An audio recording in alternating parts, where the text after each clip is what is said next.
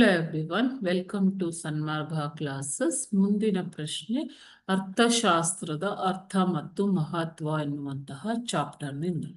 ಓಕೆನಾ?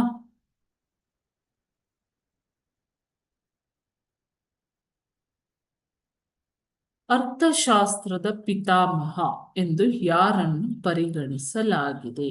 ಅರ್ಥಶಾಸ್ತ್ರದ ಪಿತಾಮಹ ಎಂದು ಯಾರನ್ನ ಪರಿಗಣಿಸಲಾಗಿದೆ? ಓಕೆ, ಸೊ ಅರ್ಥಶಾಸ್ತ್ರದ ಅಧ್ಯಯನವು ಕಾಲದಿಂದ ಕಾಲಕ್ಕೆ ಬದಲಾಗ್ತಾ ಬಂದಿದೆ ಮಕ್ಕಳೇ. ಓಕೆ, ಸೊ ಇದು ಕುಟುಂಬದ ಒಂದು ನಿರ್ವಹಣೆಯ ವ್ಯಾಪ್ತಿಗೆ ಅಷ್ಟೇ ಇಲ್ಲದೆ ರಾಷ್ಟ್ರೀಯ ಮತ್ತು ಅಂತಾರಾಷ್ಟ್ರೀಯ ಮಟ್ಟದಲ್ಲೂ ಕೂಡ ವಿಸ್ತರಿಸಿದೆ ಅಲ್ವಾ?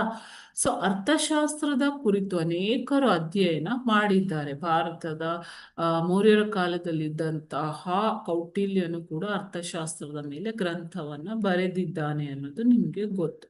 ಅದೇ ರೀತಿ 18ನೇ ಶತಮಾನದಲ್ಲಿ ಇದ್ದಂತಹ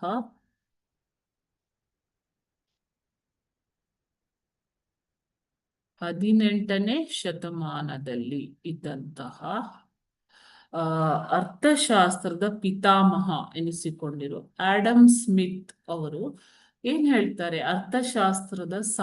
ಅರ್ಥಶಾಸ್ತ್ರ ಅಂತಂದ್ರೆ ಸಂಪತ್ತನ್ನು ಕುರಿತು ಅಧ್ಯಯನ ಮಾಡುವುದು.